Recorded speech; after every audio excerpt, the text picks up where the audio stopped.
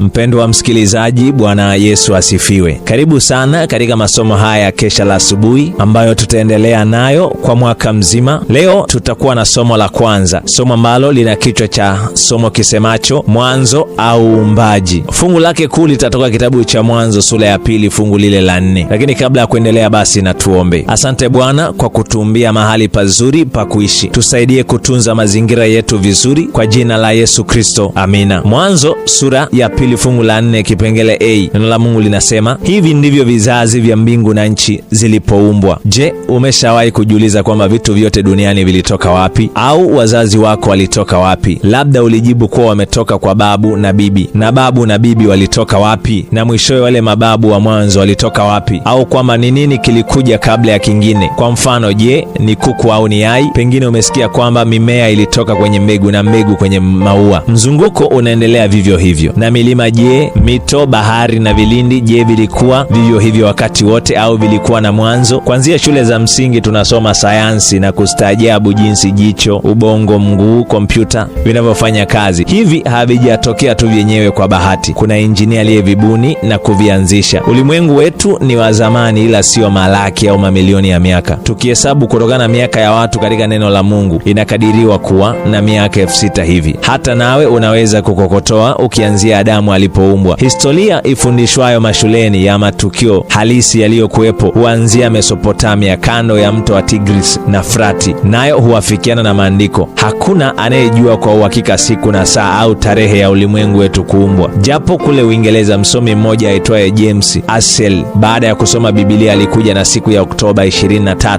ya mwaka wa 404 kabla Kristo, saa 4 asubuhi. Hata hivyo, jambo muhimu ni kuwa Mungu aliumba ulimwengu, jua, mwezi na vyote vilivyomo. Mungu alikuwepo, yupo na anaendelea kuwepo. Mungu amekuwepo wakati wote. Yeye hana mwanzo wala mwisho kama vile tulivyo binadamu. Hili ni jambo ambalo ni vigumu kueleweka kwa akili za kibinadamu, lakini Mungu ni mkuu kuliko sheria za sayansi kama vile muda, mahali au maada, maana ndiye aliyeviumba. Neno la Mungu linaumba, akisema tu mambo yanakuwa papo hapo, haichukui nukta. Yeye alikuwepo, yupo na ataendelea kuwapo. Kwa fikra ya binadamu aliye na mwanzo na mwisho ni vigumu kuelewa, bali Mungu ni wa milele, wa kwanza na wa mwisho, Alfa na Omega. Neno la Mungu linaeleza bila mashaka kuwa hapo mwanzo Mungu aliumba mbingu na nchi. Mwanzo sura ya 1 fungu la 1. Ni dhana inayoeleweka. Mababa na mababu walielewa hili. Hata kama waliabudu vitu vingine, walijua kuwa wameumbwa na Mwenyezi Mungu. Sura ya 1 ya Biblia inafanana ile ya Yohana 1 isemayo, hapo mwanzo kulikuwako neno, naye neno alikuwako kwa Mungu, naye neno alikuwa Mungu, wala pasipo huyo hakikufanyika chochote kilichofanyika. Tunaambiwa kuwa hapo mwanzo Mungu aliumba mbingu na nchi, nayo nchi ilikuwa ukiwa tena utupu, na giza lilikuwa juu ya uso wa vilindi vya maji. Pengine maji yalisikika yakibubujika. Roho wa Mungu alitulia juu ya maji. Mungu akaamuru na iwe nuru. Mungu akaiona nuru kuwa ni njema. Mungu akatenga nuru na giza. Mungu akaiita nuru mchana na giza akaliita usiku. Ikawa jioni, ikawa asubuhi, siku moja ikawa imemalizika. Bwana aliumba siku kuanza jioni na kisha asubuhi tena saa 24. Hivyo siku Mungu aliziumba zianze jioni na kuishia jioni, na sio saa 6 ya usiku mpaka saa 6 ya usiku kama Warumi walivyotaka iwe. Wakati Warumi walipoitawala dunia, walibadilisha na kufanya siku ihesabiwe kwa kuanzia saa 6 ya usiku na kuisha saa 6 ya usiku. Danieli sura ya 7 fungu la 25. Neno siku limeandikwa mara 31 kwenye Mwanzo 1. Angalia jinsi lilivyoelezewa katika kitabu cha Mwanzo. Siku ya kwanza ya juma haikusemwa ni siku gani, lakini katika vitabu vya Injili tunaambiwa kuwa Yesu alifufuka siku ya kwanza ya juma. Hivyo nuru iliumbwa siku ya kwanza ya juma, ambayo ni Jumapili kwa siku zetu za Kiswahili. Mungu aliumba kwa neno lake tu na vitu vikatokea. Hakuchukua muda kama sisi kutengeneza kitu fulani au kuchukua mada ya mtu mwingine au vitu vya mtu mwingine ili kuumba. Sisi tukitaka kutengeneza kiti tunahitaji misumari na mbao. Yeye ana uwezo wote, nguvu na maarifa yote. Kwa kutamka tu mambo yalifanyika. Ndivyo ilivyokuwa katika uumbaji. Aliumba pasipo kutumia kitu chochote. Inasemekana mtu fulani aliwahi kusema kuwa anaweza kuumba. Akasema, nitachukua udongo nianze kuumba mwanadamu. Akaambiwa, hapana, udongo ni wa Mungu, anza na malighafi zako. Kwa kutamka tu giza likatoweka, kukawa na mwanga, ila hakukuwa na anga mpaka siku ya pili. Mungu aliendelea kuumba akiwa na mipango mikubwa ya kumfanyia makazi mwanadamu anayempenda. Mungu akasema, na liwe anga katikati ya maji, likayatenge maji na maji. Mungu akalifanya anga, akayatenga maji yaliyo juu ya anga na yale yaliyo chini ya anga. Mungu